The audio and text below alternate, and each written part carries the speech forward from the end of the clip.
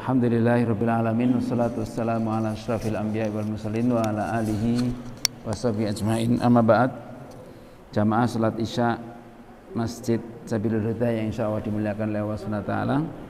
Marilah sama-sama tak bosan-bosannya senantiasa kita memanjatkan puja dan puji syukur hanya untuk Allah Subhanahu wa taala atas segala nikmat yang telah diberikannya kepada kita, terutama nikmat iman dan Islam, sehingga kita dipertemukan oleh Allah Subhanahu wa taala di tempat yang mulia ini pada hari yang mulia ini dalam rangka untuk mencari ridhonya. Semoga Allah Subhanahu wa taala menerima amal ibadah kita dan mengampuni segala dosa dan kesalahan kita. Salawat dan salam semoga senantiasa terlimpahkan kepada Nabi kita Muhammad sallallahu alaihi wasallam serta keluarganya, para sahabatnya dan seluruh pengikutnya termasuk kita pada hingga akhir zaman kelak. Amin ya rabbal alamin. Jamaah salat Isya dan Masjid Sabilul Huda yang semoga senantiasa dalam rahmat Allah Subhanahu wa taala. Kemarin kita telah menyampaikan sedikit mengenai persiapan di usia senja kita, karena di mayoritas masjid itu yang menghuni cuma ada dua kelompok.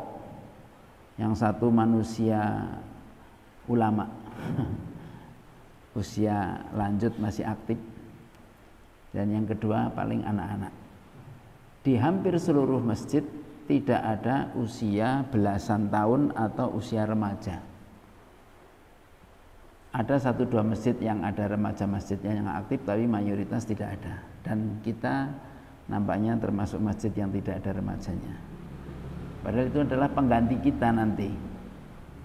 Jadi wa idz qala rabbuka lil malaikati inni ja'ilun fil ardi khalifah.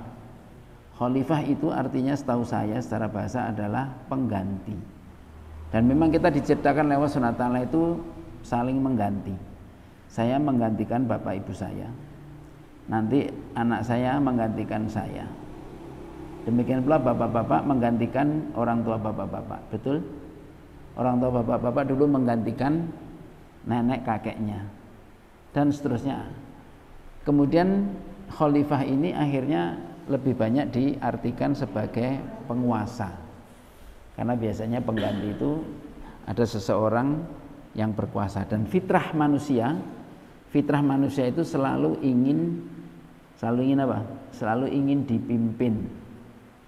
Dan ada sebagian orang yang memang diberi kekuatan untuk memimpin, tapi kepemimpinan mereka terbatas. Maka kepemimpinan tadi saling berganti, khalif. Maka dulu Abu Bakar itu sebutannya adalah khalifatu Rasulillah, penggantinya Rasulullah. Kemudian Abu Bakar meninggal diganti oleh Umar. Umar itu adalah sebutannya khalifati Rasulillah. Kemudian Umar berpikir, nanti kalau aku diganti, penggantiku namanya siapa? Khalifati Rasulillah. Nanti diganti lagi oleh khalifati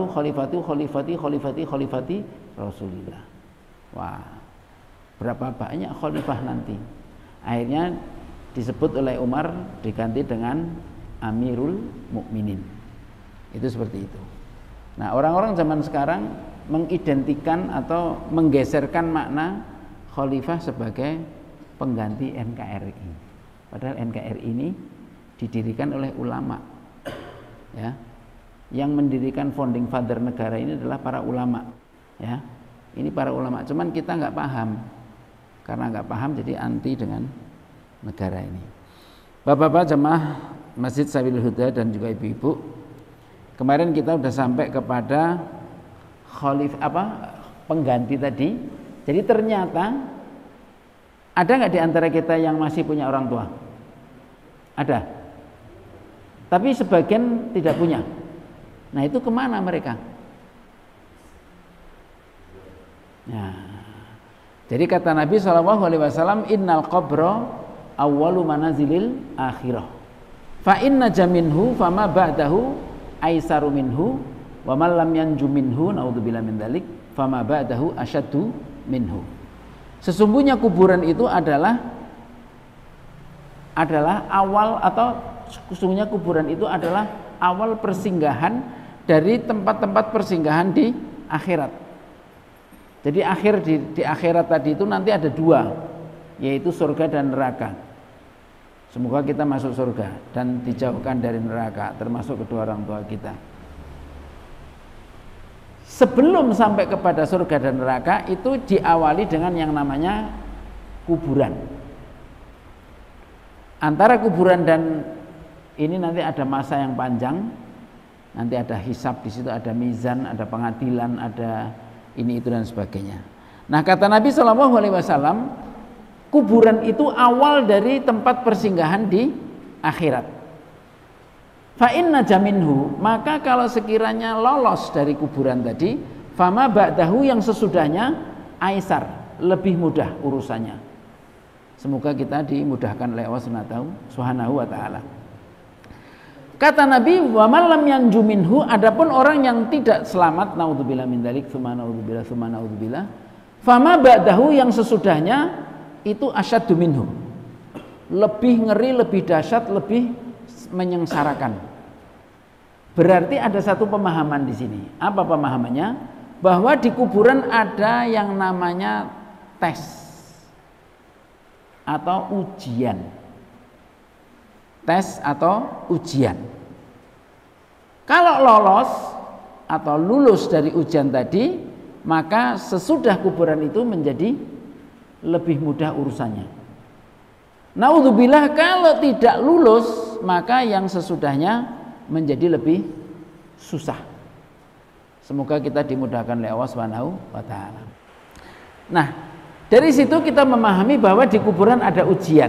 Ujiannya kemarin seperti yang sudah kita paham sejak kecil, itu mayoritas dipahami 3 pertanyaan, ya kan? Mayoritas dipahami 3 pertanyaan. Sebetulnya dalam hadis yang lain itu ada 4 pertanyaan atau pertanyaan bercabang. Kita jawab satu persatu. Pertanyaan pertama adalah apa? Man rabbuka, siapa Tuhanmu? Dan kemarin kita sudah sampaikan bahwa Allah Subhanahu wa taala tidak memperkenalkan namanya di ayat yang pertama diturunkan. Ibu-ibu kemarin belum ikut ya. Ayat yang pertama diturunkan surat apa itu?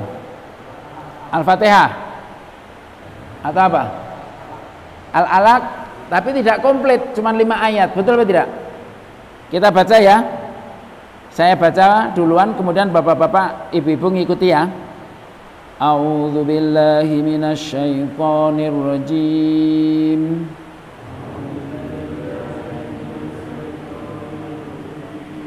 Bismillahirrahmanirrahim.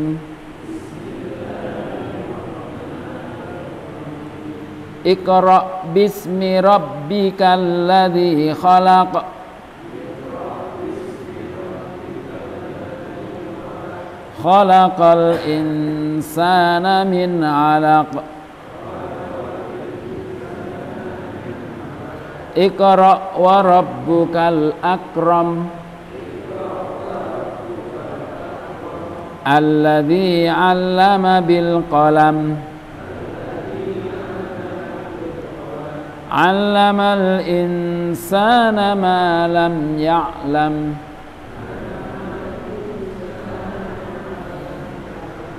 Ya, itu ayat 5. Di situ ada nggak tersebut nama Allah? Tidak ada. Allah tidak memperkenalkan dirinya dengan namanya.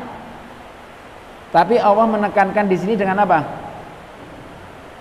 Dengan salah satu sifatnya. Jadi Allah SWT kenapa tidak memperkenalkan diri? Karena Allah sudah terkenal. Ya, Allah sudah terkenal. Buktinya apa?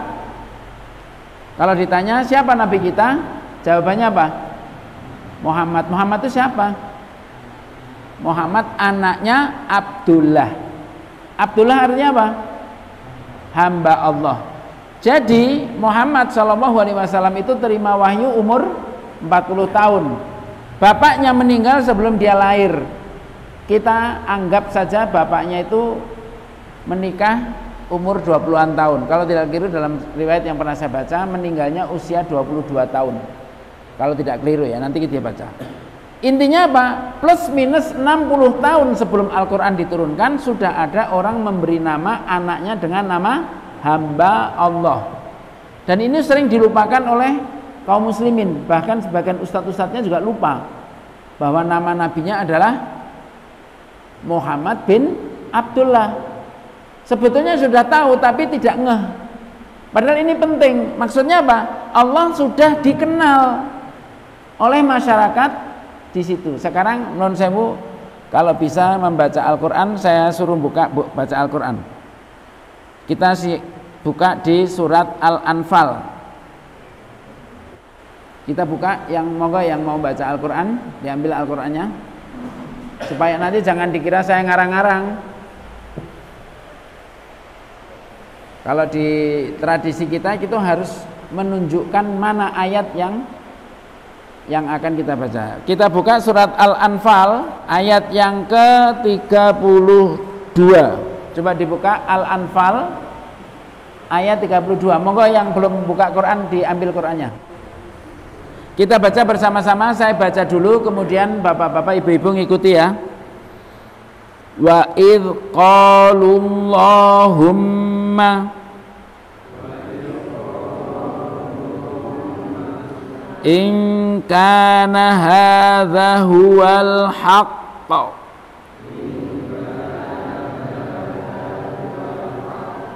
min indika fa amtir alaina hijaratan minas samai awi tina bi'adzabin alim. Kita baca agak panjang. Wa idz qalullahumma in kana hadza huwal haqqu min indik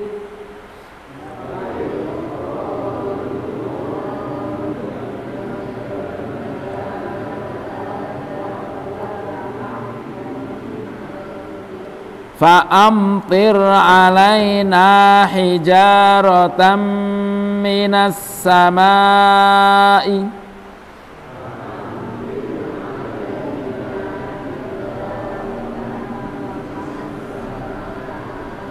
awi tina bi'adzabin alim.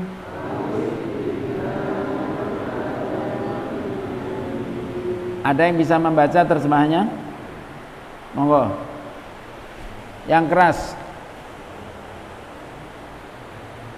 Dan ingatlah ketika mereka orang-orang musyrik berkata, ya Allah, jika Al-Quran ini benar-benar dari Engkau, maka hujanlah kami dengan batu dari langit, atau datanglah kepada kami azab yang pedih.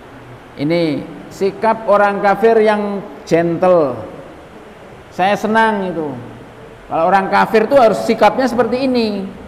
Lah kalau bapak-bapak ibu-ibu tidak bersikap seperti ini, dibalik tapi, maka nangislah saya. Orang kafir itu, ini bapak-bapak kita ngaji di luar aja. Berani? Kita ngaji di luar pas hujan.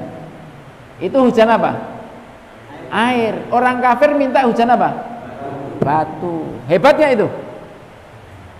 Panjenengan yakin Quran datang dari Allah? Yang benar. Lah kalau lebih banyak baca WhatsApp-nya. Itu surat dari Allah 114 surat jarang kita baca. WhatsApp-nya kita pegang 24 jam. Ini sikap yang perwira, gentle orang kafir ini. Mengatakan kalau Al-Quran ini datang darimu ya Allah, hujani kami dengan batu, bukan hujan air. Atau apa? Azab kami dengan azab yang pedih. Nah, kalau jenengan beriman atau kafir? Kalau beriman berarti dibalik, gimana? Atau sesuai dengan ini? Ini yang berdoa siapa? Orang kafir. Di situ terjemahannya yang menerjemahkan orang musyrik, bukan saya loh ya. Yang terjemahkan situ siapa Pak? Abu Muhammad di situ. Yang terjemahkan itu. Ada nama saya di situ. Hah? Ada? Nggak ada kan? Berarti bukan saya yang menerjemahkan loh ya. Itu yang berkata seperti itu siapa kira-kira? Mereka. Mereka berarti berapa? 3 dan seterusnya ke atas. Artinya apa? Mereka sudah kenal Allah atau belum? Sudah. Berdoanya kepada siapa? Pada Allah. Jadi jangan heran bahwa Allah tidak memperkenalkan dirinya di ayat yang pertama kali turun, itu karena Allah sudah dikenal sama mereka. Bahkan dalam ayat ini menunjukkan apa? Mereka berdoa. Doa itu ibadah atau bukan? Mereka itu berdoanya kepada Allah. Jadi jangan heran kalau ada orang yang berdoa kepada Allah tapi masuk neraka. Karena apa? Mereka itu siapa tadi? Orang-orang musyrik. Jadi mereka berdoa apa tidak? Kepada siapa? Tapi neraka atau surga tempatnya? Tidak usah heran kalau orang beribadah, sholat, ngaji, puasa, haji, umroh dan sebagainya, tapi masuk neraka. Nggak usah heran. Makanya bapak-bapak, ibu-ibu sekarang ngaji yang betul.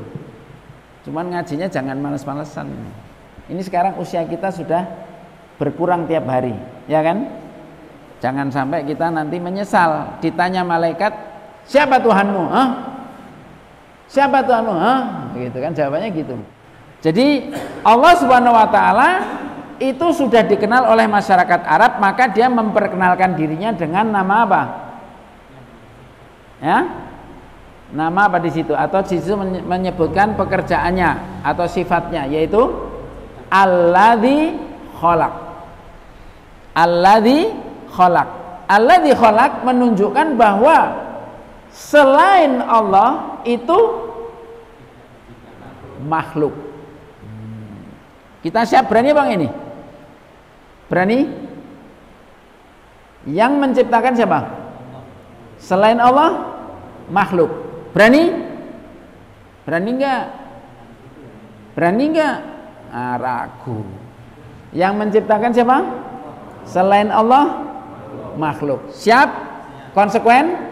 Walaupun dia dituhankan oleh 7 miliar manusia, dan Anda sekarang ditodong misalnya gitu, katakan bahwa banyak Tuhan selain Allah. Jawabannya apa? Jawabannya apa? Hah? Berani?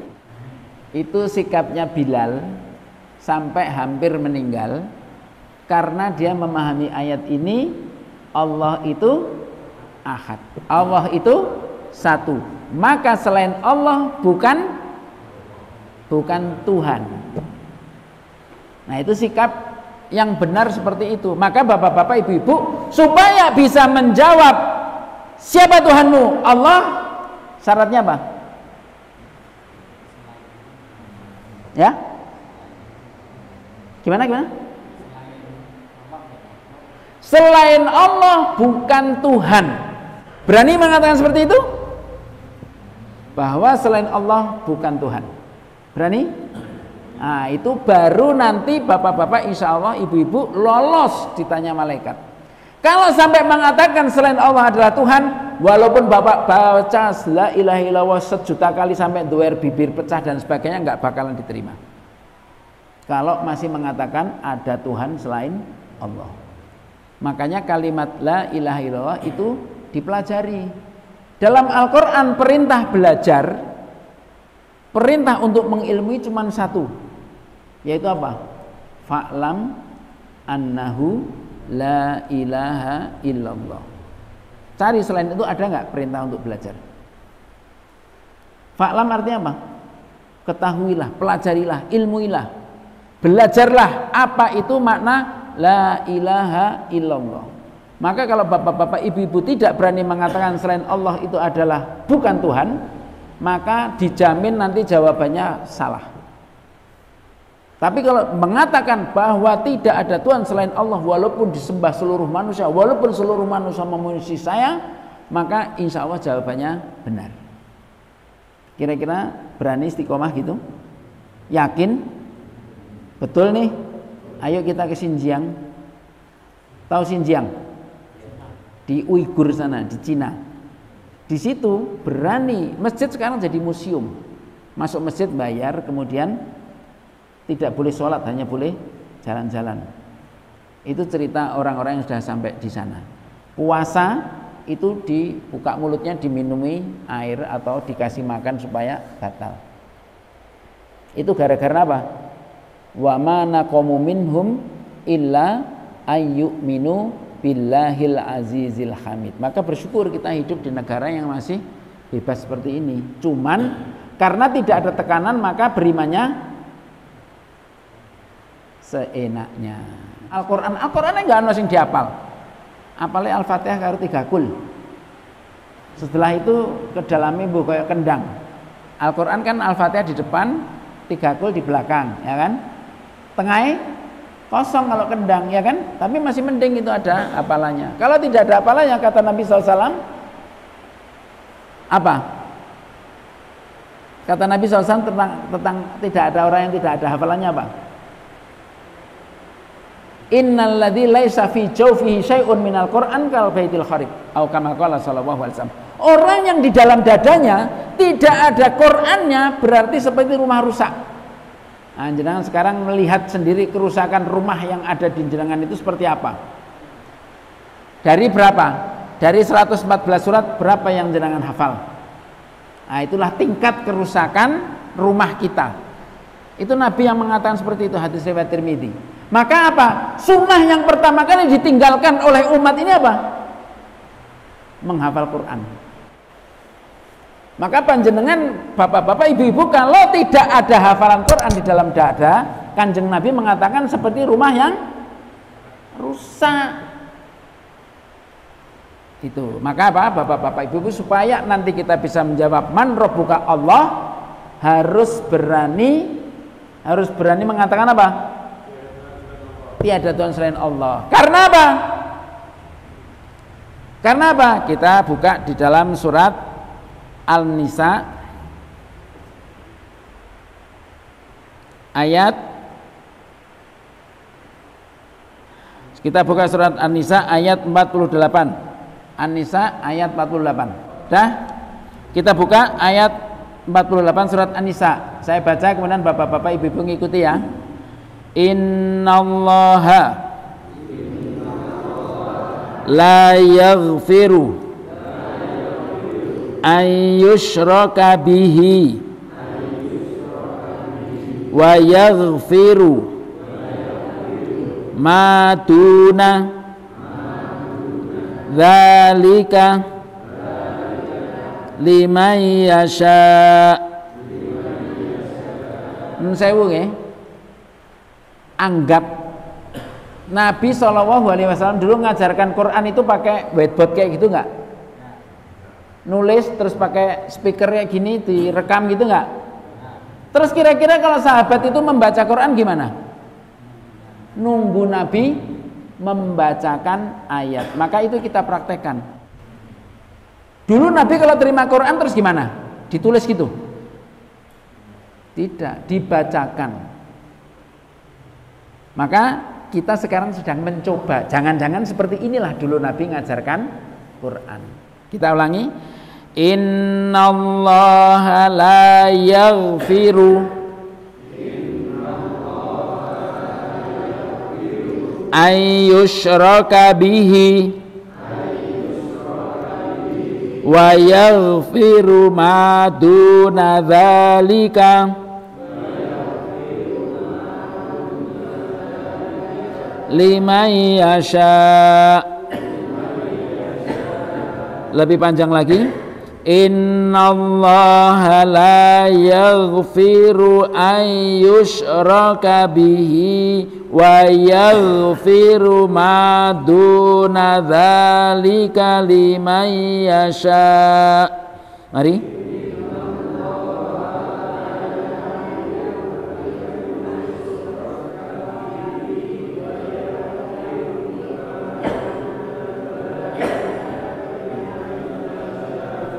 Ya, kita buka ayat 116 surat yang sama. Ayat 116 surat yang sama. Sudah ketemu?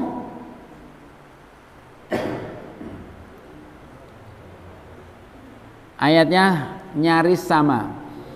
Saya baca kemudian bapak-bapak ibu ikuti ya. Innallaha la yaghfiru an yushraka bihi wa yaghfiru ma duna dzalika liman yasha.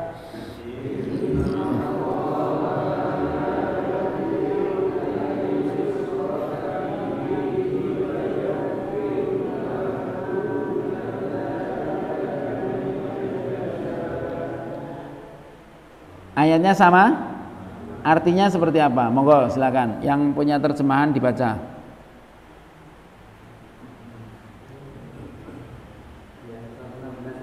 Sama, artinya sama. Allah tidak akan mengampuni dosa syirik atau mempersekutukan Allah dengan sesuatu, dan Dia mengampuni dosa selain itu. Ya. Jadi bapak-bapak, ibu-ibu, kalau jawabannya ingin selalu man rabbuka Allahu rabbi, harus pakai ayat ini. Karena apa? Sekali menyekutukan Allah, Allah tidak akan beri ampun. Dan Dia masih mengampuni yang lainnya. Terserah Dia mau diampuni atau tidak. Tapi untuk syirik, no way. Jadi kalau ingin ditanya malaikat man rabbuka, jawabannya Allahu rabbi, jangan sekali-kali menjadikan tandingan, menjadikan persamaan kepada Allah, baik itu makhluk yang paling mulia apalagi makhluk yang enggak ada apa-apanya. Paham ya? Makhluk paling mulia siapa? Nabi Muhammad SAW. Disamakan dengan Allah tidak boleh. Makanya sebagian ulama melarang memajang tulisan Allah ada Muhammad. Itu sebagian ulama. Ya, kita nggak usah apa. Intinya apa?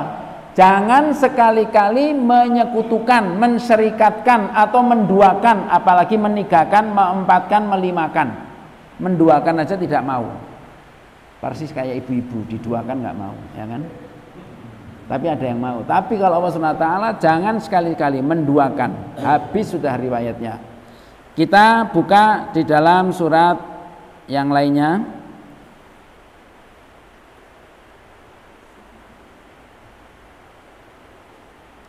Dalam surat Az-Zumar. Surat Az-Zumar ayat 39. Surat Az-Zumar surat 39 ayat yang ke-65. Surat Zumar, sudah ketemu? Surat Zumar, surat 39 ayat yang ke-65. Sudah ketemu? Saya bacakan ya. Walaqad uhiya ilaika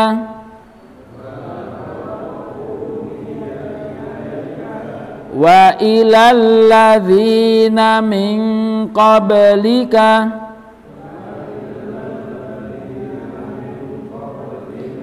la in asyrakta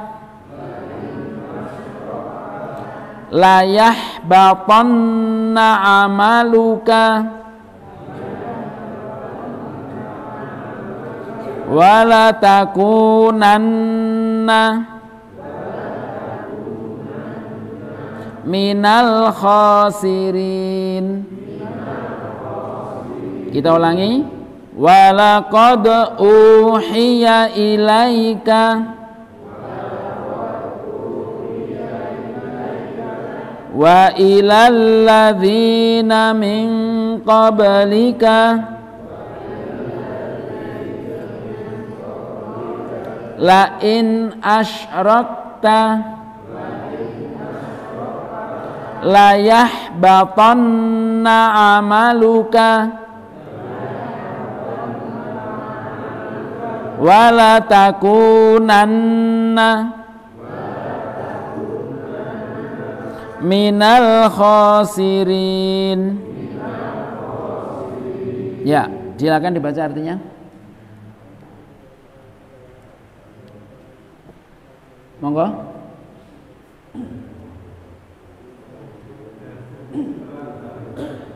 Ya, yang keras, yang keras.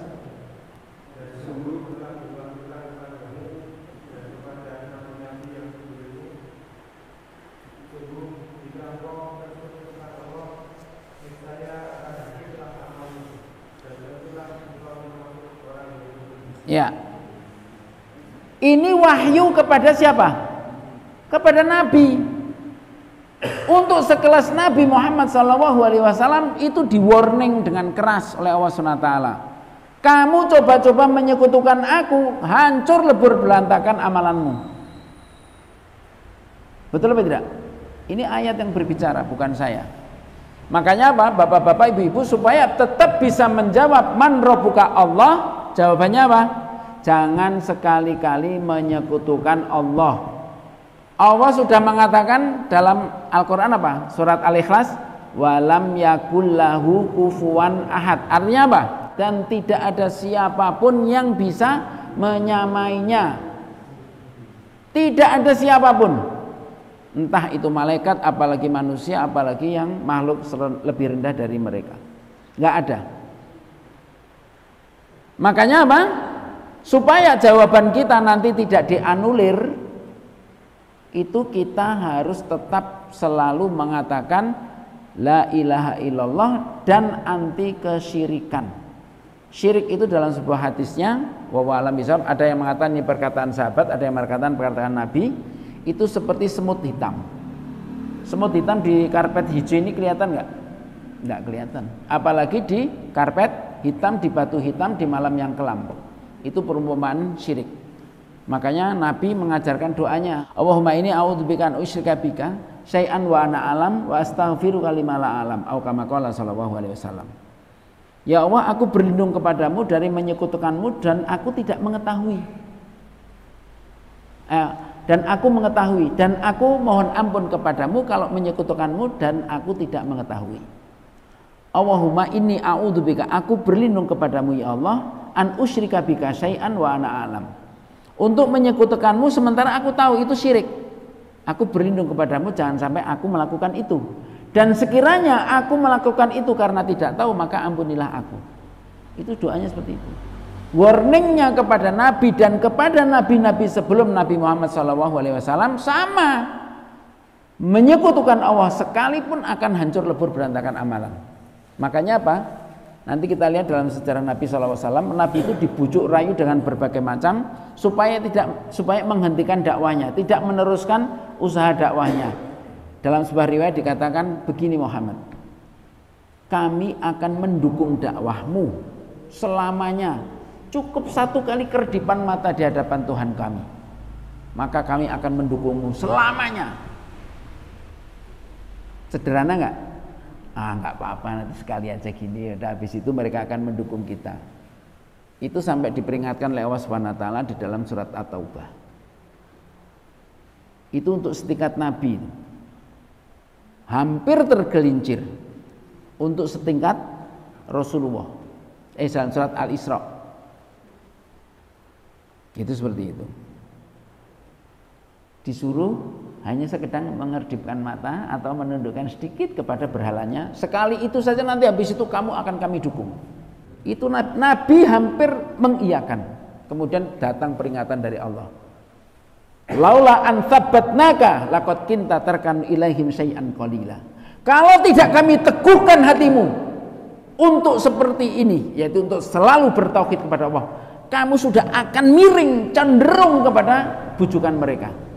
Itu sekelas Nabi saja sudah hampir goyang. Makanya nun saya nun ngapunten, kalau bapak-bapak seperti ini ya wajar-wajar saja kalau misalnya goyang. Seperti di Cianjur dikasih gempa, habis itu sudah kasih tenda gini. Ya kan? Nanti kita orang Islam sudah pada pulang, mereka datang dengan bantuan makan, itu kemudian pindah-pindah ke sebelah. Wajar. Karena apa? Bensin kita paling 2-3 bulan. Pol-polannya 6 bulan. Mereka bensinnya seperti ada selangnya, nggak berhenti-berhenti. Betul apa tidak? Nah itu. Di Sinabung itu ada gunung di Sumatera Utara, sekitar 4 atau 5 tahun yang lalu meletus. Kemudian saya pergi ke ACT yang kemarin digoyang itu, aksi cepat tanggap dakwah. mengantar kawan dan kawan itu mbak bantuan dikasih laporan, Pak sejak kami turun, artinya kami sudah tidak buat pos lagi di situ karena sudah kehabisan bensin kan, itu kurang lebih 100 orang sudah pindah. Karena apa? Bantuan dari masyarakat mengalir, nggak ada istilah suruh pindah, nggak ada, cukup mengambil bantuannya di. Lah akhirnya terbiasa pergi ke, dan seterusnya. Akhirnya waktu dilapori sama ACT kurang lebih 100 kakak sudah murtad. Naudzubillah. Dan mungkin di Cianjur juga seperti itu. Karena sebelum gempa saja sudah seperti itu. Dan kita paling di sini paling nyumbang 100-200 ribu, ya kan? Mereka terus-terusan bukan 100-200 ribu, jutaan sampai itu. Wallahu a'lam bishawab. Jadi bapak-bapak, ibu-ibu, kuncinya apa? Supaya man rabbuka jawabannya Allah, kuncinya apa? Jangan sekali-kali menyekutukan Allah. Siap? Resikonya tanggung sendiri. Kalau bapak-bapak, ibu-ibu sampai tergelincir pada masalah itu, saya tidak bisa bantu. Ya, jadi kuncinya man rabbuka itu Allah. Sekarang kita bisa jawab. Supaya jawaban kita tidak berubah, jangan apa? Jangan syirik. Jangan menyekutukan Allah. Jangan menyamakan Allah dengan siapapun. Walam yakul lahu kufuwan ahad. Soal yang kedua apa? Madinuka, apa agamamu? Jawabannya apa? Islam. Islam itu artinya apa? Sekarang saya tunjuk satu persatu. Islam artinya apa? Tunduk patuh, Pak. Berserah diri, Pak. Berserah diri, Pak. Bapak. Tunduk patuh, Pak. Pasrah. Selamat. Pasrah. Patuh. Berserah diri. Ini kan ibu-ibu mau jawab sebelah sini dulu, apa sebelah sana, Bu? Selamat. Selamat. Selamat. Selamat, bukan selamat. Selamat. Terus apa lagi? Taat. Coba kita lihat di dalam Al-Quran arti Islam apa. Kita lihat di dalam surat Al-Baqarah.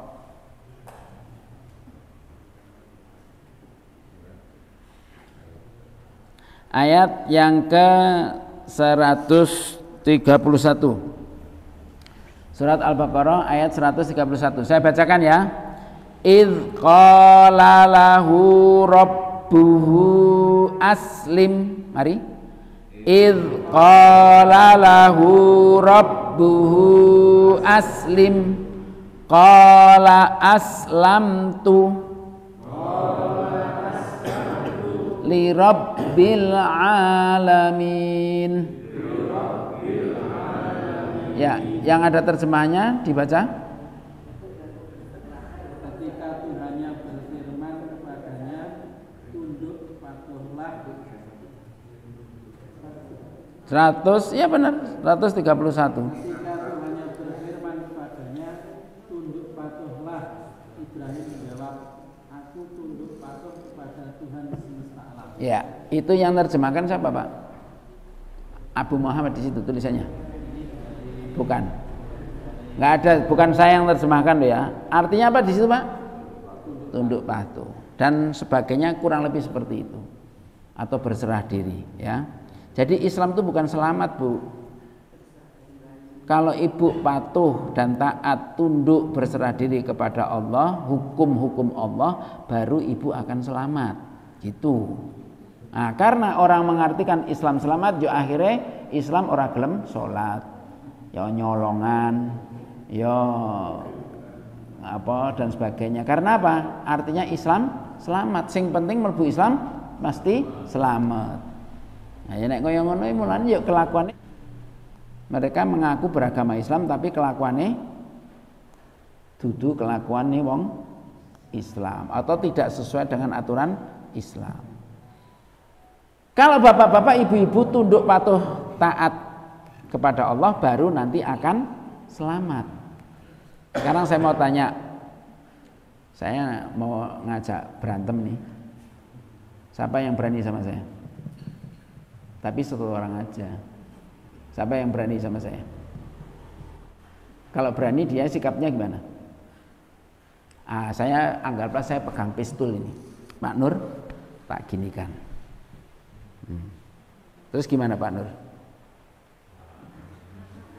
Gimana nih Bapak? Kalau menyerah tunduk patuh kan begini kan? Iya kan? Makanya kalau panjenengan ngaku Islam itu jangan pakai kalimat sholatlah sebelum kamu disolatkan. Itu salah. Orang kalau tidak mau sholat berarti dia tidak menyerah. Betul atau tidak? Karena yang paling mulia di sini letakkan di tempat pantat. Betul atau tidak? Tempat kaki. Ini baru menyerah. Tapi kalau hatinya ikut menyerah. Cuman yang jadi masalah kita begitu. Allahu Akbar. Mau kompornya dong dipatahin yo.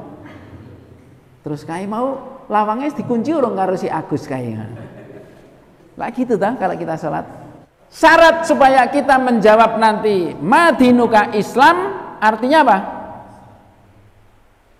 Artinya apa? Kita jangan sampai meninggalkan sholat. Kalau bapak-bapak mau meninggalkan sholat pindah ke sana. Pindah ke sana, dikasih bonus 1 bulan. Pindah ke sana Pak, kalau mau meninggalkan sholat. Dipisah, kasih bonus. Itu pun cuma 7 hari, sekitar 9 hari. Betul apa tidak? Nah, kalau ibu-ibu dikasih bonus, bapak-bapak nggak ada bonus. Makanya apa? Kalau ada bapak-bapak tidak sholat Jumat 3 kali harus ditanya. Ya, menyerah itu begini. Maka kalau tidak begini, artinya tidak sholat, maka dia tidak menyerah. Artinya dia nantang Allah Subhanahu Wa Taala. Maka supaya jawabannya madinuka Islam, tetap nanti kita jawab Islam, jangan sampai meninggalkan sholat. Makanya pemeo sholatlah kamu sebelum disolatkan itu salah. Soalnya kalau sudah tidak sholat nggak usah disolatkan. Kowe kayak kiri, kayak kiri, mati rasa disolati. Berani? Berani enggak? Jadi bapak-bapak harus bersikap. Cuman supaya tidak jadi ngambun-ngambuni wong ya dikubur ae. Tapi nggak usah disolati. Makanya bapak-bapak, ibu-ibu, supaya jawaban kita madinuka Islam intinya apa? Jangan pernah meninggalkan sholat. Sholat itu menunjukkan bahwa bapak-bapak, ibu-ibu itu menyerah kepada Allah. Maka di situ tidak bisa diganti. Atau Pak siapa Pak Kus yang paling hebat, nggak bisa. Harus Allahu Akbar. Kemudian ini yang paling mulia letakkan di tempat kaki, tempat duduk. Betul atau tidak? Kepada siapa? Kepada siapa? Allah Subhanahu Wa Taala. Kan hati gitu kan? Inna sholati wa nusuki wa mahyaya wa mamati untuk lillah. Maka kalau bapak-bapak mau meninggalkan sholat, nun sewu pindah ke sana. Cuman dikasih bonusnya cuman 7 hari sebulan, kecuali pas ada lahiran. Bisa sampai 40 hari, ya kan? Nah, itu. Intinya di situ, karena ini waktunya sudah habis. Pertanyaan ketiga ini sebetulnya pertanyaannya bercabang, ya. Saya tidak akan bahas yang masalah sholat tadi. Intinya apa? Pokoknya bapak-bapak harus ngecek, terutama sholat subuh dan sholat isya. Itu kita harus cek. Kalau ada bapak-bapak, ibu-ibu yang bapak-bapak terutama yang tidak sholat subuh dan sholat isya berturut-turut, itu harus dicek. Karena Pak Rasul SAW dalam sebuah hadisnya mengatakan, Inna afqalas sholati alal munafikin sholatul fajri wa sholatul isya. Lau ya'lamuna ma fihima la atauhuma walau kana habwan. Au kama qala sallallahu alaihi wasallam. Nabi SAW mengatakan, sesungguhnya seberat-berat sholat dikerjakan itu adalah sholat isya dan sholat subuh secara berjamaah. Kalau sekiranya mereka ini siapa? Kembalinya kepada orang munafik. Kalau mereka mengetahui apa yang ada di dalam sholat subuh dan sholat isya, mereka akan mendatangi jamaah subuh dan isya walaupun merangkak. Itu. Karena orang munafik tempatnya di mana? Orang munafik itu hukumnya Islam, hukumnya sebagai Muslim, tapi tempatnya neraka. Innal munafikina fit darkil asfali minan nar. Kemudian dalam hadis yang lain Nabi SAW mengatakan man shallalillahi arba'ina yauman fi jama'atin yudriku takbiratal ula, terus kutibalahu bara'atun minan nifaq wa bara'atun minan nar, au kama qala sallallahu alaihi wasallam. Sing sapa wonge iso salat berjamaah karena Allah 40 dino 40 hari 40 malam, bisa menjumpai imam takbiratul ihram, maka dicatat baginya 2. Pertama dicorek daftar penduduk neraka, yang kedua dicorek dari daftar orang munafik. Maka bapak-bapak nun sewu kalau mau ngetes dirinya munafik apa tidak, penduduk neraka atau tidak, cukup dengan gondeli imame kono jong takbir se. Kok se wong aku urung teko masjid kok sedimami mati ya itu. Nah. Jadi coba nun sewu enggak usah nunjuk hidung orang lain, tunjuk diri sendiri 40 hari lolos atau tidak. Kalau lolos alhamdulillah berarti dapat 2 kemungkinan, dicorek dari penduduk neraka atau dicorek dari daftar orang munafik. Tapi kalau belum bisa ini maka enggak usah nunjuk hidung orang lain, tunjuk diri sendiri. 40 hari 40 malam ya. Jadi yang dimaksud arba'in itu bukan 40 sholat, tapi 40 hari atau 200 sholat. Siap? Nah, enggak siap nanti. Siap? Mulai besok subuh ditanya siapa yang imam tadi? Siapa yang adzan tadi? Jangan koma dulu sebelum saya masuk masjid gitu. Kalau enggak awas nanti tak kembosi sepeda motornya kan gitu. Ya. Jadi tentang masalah masalah agama itu jawabannya Islam, supaya tetap menjawab Islam nanti pada saat ditanya malaikat, jangan pernah meninggalkan sholat. Yang ketiga, dan ini pertanyaannya bercabang. Selama ini yang kita kenal pertanyaannya apa? Man nabiyuka, ya kan? Nah, sekarang yang akan saya bacakan di dalam hadis itu yang diriwayatkan oleh Abu Dawud dan Ahmad, dan hadisnya panjang. Itu pertanyaannya bukan man nabiyuka.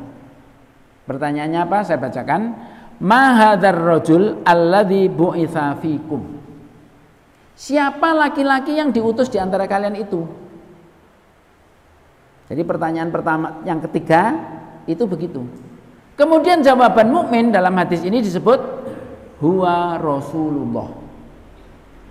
Dia yang dimaksud itu adalah Muhammad SAW, itu dia adalah utusan Allah. Dia Rasulullah. Jadi pertanyaannya ma hadzal rajul alladzi bu'itsa fikum. Jawaban orang mukmin, dan semoga kita jawab seperti itu apa? Dia adalah Rasulullah. Nah, sekarang bagaimana supaya kita tetap menjadikan Muhammad itu sebagai Rasulullah? Dalam hadis ini bukan itu.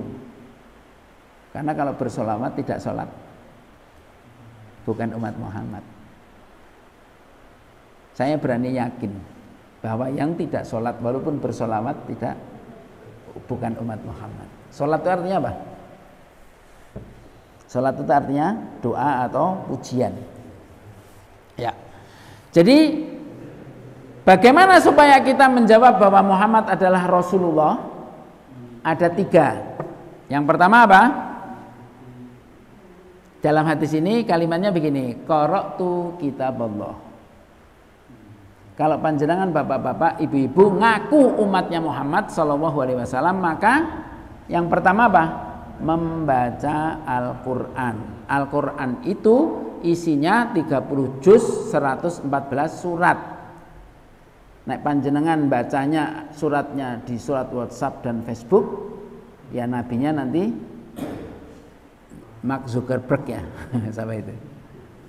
Kalau yang dibaca Al-Fatihah, terus Al-Baqarah, kemudian Ali Imran, An-Nisa, Al-Maidah dan seterusnya sampai yang penting kan kita sudah Al-Fatihah dan 3 kul ya kan. Nah, ini jangan sampai hilang. Loh, betul ini. Jangan sampai hilang. Sebab kalau ini hilang, ya sudah. kendang tutup kendangnya ilang pamane jerone ya kan. Nah, munine apa iku ora arti. Yang pertama Bapak-bapak Ibu-ibu, kita membaca Al-Qur'an. Supaya tetap menjawab bahwa Muhammad adalah Rasulullah. Yang kedua, membaca Al-Qur'an dengan iman dan mengimaninya. Dan yang ketiga, kita membenarkan. Karena ada orang-orang yang hafal Quran tapi dia orang kafir. Sebagian misionaris itu kafir dan dia ada yang hafal Quran. Ada ceritanya? Pernah dengar? Ya. Dan ceritanya Habibie juga kayak gitu. Yang katanya dia punya teman selalu juara itu ternyata apa?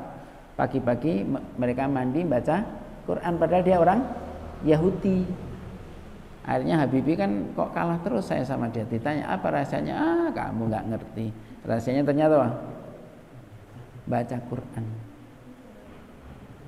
Nah, tapi orang Yahudi tadi tidak beriman, maka dia cuma dapat juara saja di dunia. Di akhirat yang tidak beriman. Jadi 3 syaratnya. Kalau kita mengaku umat Muhammad syaratnya 3. Baca Quran, mengimaninya dan membenarkannya. Bagaimana kita membenarkannya? Misalnya Al-Quran perintahkan sholat, kita sholat. Al-Quran perintahkan zakat, kita zakat. Al-Quran mengatakan ini baik, kita katakan baik. Al-Quran mengatakan ini buruk, kita katakan buruk.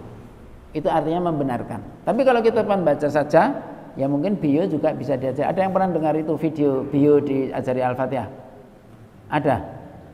Pernah dengar itu? Itu asli nggak kira-kira? Jadi kalau asli berarti bio bisa diajari. Nah, kalau bapak-bapak belum bisa mengartikan Al-Quran berarti jangan-jangan bapak-bapak masih kalah sama bio. Jadi itu kuncinya. Yang pertama, kalau supaya kita tetap menjadikan Allah itu sebagai Tuhan, maka jangan pernah menyekutukannya. Yang kedua, kalau kita ingin menjawab Islam sebagai agama kita, maka jangan pernah meninggalkan sholat. Yang ketiga, kalau kita mengaku Muhammad adalah utusan Allah atau Rasulullah, ada 3 jawaban. Yang pertama, membaca Al-Quran. Yang kedua, mengimaninya. Dan yang ketiga, para ulama zaman dulu gawe rengeng-rengeng tombo ati iku ana 5 perkarane. Sampai saiki kari lagune. Nek kon maca Quran bareng-bareng bid'ah ini. Padahal Nabi SAW itu mengajarkan Quran bukan dengan papa-papa sini saya sudah dapat wahyu nih. Wah, masuk ke dalam dada. Begitu. Tidak, tapi dibacakan dan diulang-ulang. Dibacakan dan diulang-ulang. Ini sekarang yang masih mempraktekkan itu maha tahfidz Al-Quran. Karena gurunya membaca dan mengulang-ulang, didengarkan lagi. Oh, ini kamu belum cocok bacanya. Bahkan Nun Sewu di pesantren Tebireng itu kawan saya itu 1 tahun untuk tahsin Al-Quran itu. 1 tahun. Nggak boleh ngapal dulu. Bahkan sebagian ada yang 2 tahun. Karena apa? Tiap hari maju Al-Quran salah, maju Al-Quran salah, dibetulkan dulu. Terutama Al-Fatihah. Al-Fatihah itu paling enggak 2-3 bulan atau bahkan 6 bulan untuk Al-Fatihah saja. Itu yang saya pernah istilahnya ketemu dengan orang-orang seperti itu, orang Tebireng sama orang di Nagrek. Di Nagrek itu dekat Bandung, Jawa Barat. Tapi di pesantren itu ada. Jadi untuk membaca Al-Fatihah itu sampai 6 bulan. Ditahkik itu artinya apa? Dia baca, kemudian gurunya salah. Yang betul gini, diulangi lagi. Tapi kalau sudah salah, setornya besok lagi. Karena yang lain itu ada setoran. Nah, yang mempraktekkan Al-Quran itu dibacakan, itu cuma tinggal maha tahfidz. Ada kisah pada waktu Uni Soviet bubar. Uni Soviet bubar itu kan sekitar tahun 92 ya. Itu kemudian orang-orang Arab datang membawa bantuan ke bekas Uni Soviet, ada yang Tajikistan, ada Uzbekistan, Turkmenistan, Kazakhstan dan sebagainya gitulah. Saya pun nggak tahu. Ada cerita itu mereka membawa mushaf yang itu, mushaf Madinah istilahnya. Terus dibagi-bagikan. Dibagikannya kepada siapa? Kepada yang hafal Quran. Kemudian dia bilang begini, mana yang namanya Al-Quran? Terus orang Arabnya bilang, loh kamu kan hafal Quran. Iya, tapi saya belum pernah lihat Al-Quran. Itu cerita seperti itu saya dengar. Lah bagaimana mereka pada waktu Uni Soviet berkuasa itu kalau ada tahfidz, ada masjid ya sudah habis. Itu ceritanya mereka itu membuat jalan pondok itu di bawah tanah. Kemudian istilahnya pondoknya di sini itu mungkin pintu masuknya di kuburan sana, di bawah tanah tapi. Dan seluruh orang yang masukkan ke situ bilangnya kalau anaknya itu nggak ada, anakmu kemana? Oh, anaknya dibawa paman itu ke Siberia, masuk hutan ngapain nggak tahu gitu. Sebab kalau ketahuan akan dibombardir satu desa itu. Kemudian setelah perestroika dan glasnost itu terbuka, mereka Uni Soviet pecah kan pada merdeka. Itu kemudian ada Al-Qur'an, mereka mencium Al-Qur'an menangis. Lah kamu kan hafal Al-Qur'an? Iya, tapi kami dulu tidak pernah membaca Al-Qur'an seperti ini, bukunya itu nggak pernah tahu. Lah terus bagaimana kamu bisa hafal Qur'an? Yaitu gurunya membacakan, kemudian mereka ngikuti. Dan ini adalah yang ditinggalkan oleh umat yang ngaku-ngaku umat terbaik, yaitu apa? Meninggalkan membaca Al-Qur'an. Itu luar biasa. Itu terjadi seperti itu. Jadi bapak-bapak, ibu-ibu, mulai zaman sekarang kita ikuti Nabi dengan cara apa? Dengan cara apa? Satu membacakan, yang lain ngikuti. Satu lagi membacakan, yang lain ngikuti. Kemudian habis itu dites, suruh membacakan satu persatu. Dan kalau pengajian ini dilaksanakan, insya Allah ustadznya absen nggak ada masalah. Karena apa? Nanti akan saling mengoreksi. Tapi kalau tidak buat seperti itu, pasti pengajiannya yo akhirnya apa? Sing pinter ustadze. Soalnya ustadze sebelum ngaji kan dia cari-cari referensi dulu kan. Nah, kalau seperti ini, itulah seperti yang dilakukan para sahabat. Dan ini yang pertama ditinggalkan oleh umat ini, yaitu membaca Al-Quran. Nun sewu ya, ini ada hadis. Bapak-bapak, ibu-ibu hafal Al-Fatihah? Hafal Al-Fatihah? Mari kita baca bersama-sama dari ta'awud, kemudian bismillah, kemudian sampai waladzalim sama-sama ya. 1, 2, 3. A'udzu billahi minasy syaithanir rajim. Bismillahirrahmanirrahim. Alhamdulillahi rabbil alamin. Ar-Rahmanir-Rahim. Maliki yaumiddin. Iyyaka na'budu wa iyyaka nasta'in. Ihdinas siratal mustaqim. Siratal ladzina an'amta 'alaihim ghairil maghdubi 'alaihim waladdallin. Ada yang tidak hafal Al-Fatihah? Ada yang tidak hafal? Kenapa bapak-bapak bisa hafal? Karena sering mendengar. Karena sering mendengar. Al-Fatihah itu Al-Quran atau bukan? Al-Quran. Itu salah satu dari Al-Quran atau semua Al-Quran? Salah satu. Sehabis Al-Fatihah apa? Al-Baqarah. Mari. Giliran Al-Fatihah, ayo kan. Giliran Al-Baqarah. Ada sebuah hadis gini, bapak-bapak, ibu-ibu, Iqra'u suratal Baqarah. Iqra'u suratal Baqarah. Fa inna akhdaha barakah wa tarkaha hasarah wa la tastati'uha al-batalah. Itu hadisnya begitu. Saya terjemahkan ya. Iqra'u artinya apa? Bacalah oleh kalian surat Al-Baqarah. Nun sewu, kalau sekarang saya suruh baca surat Al-Baqarah tadi aja senyum-senyum kan? Senyum-senyum kambing ya kan? Kalau kira-kira dulu ini Kanjeng Nabi yang ngendika, terus sahabat ngapain? Nyari Quran gitu? Atau gimana? Kalau Nabi mengatakan bacalah oleh kalian surat Al-Baqarah, sahabat apa yang dilakukan? Pasti sahabat minta kepada Rasulullah untuk membacakan Al-Baqarah untuk diulang-ulang. Makanya apa? Di sini Nun Sewu ini hadisnya rodok rainai, rodok sengak. Soalnya apa? Nabi mengatakan fa inna akhdaha barokah. Sing sapa wonge gelem ngapalke surat Al-Baqarah, maca surat Al-Baqarah, maka iku wonge dapat berkah. Wa tarkaha hasarah. Yang ora gelem maca Al-Baqarah apalagi ora gelem ngapal, maka dia adalah merugi. Wala tastati'uha al-batalah. Dan sing Al-Baqarah mau tidak akan bisa dibaca oleh Al-Batalah. Hadis ini yang meriwayatkan Muawiyah. Muawiyah itu apanya Rasulullah? Muawiyah apanya Rasulullah? Ipar.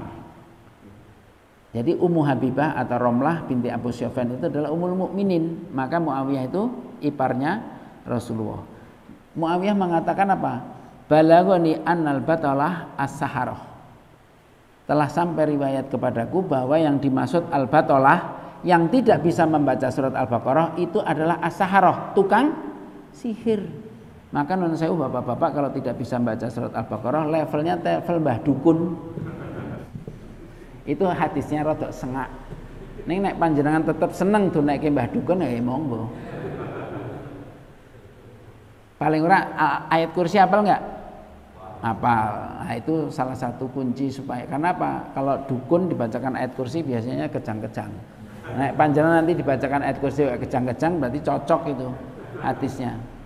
Jadi levelnya ibu-ibu nanti kalau nyari menantu suruh baca Al-Baqarah. Kalau enggak sanggup dengarkan saya yang dengarkan.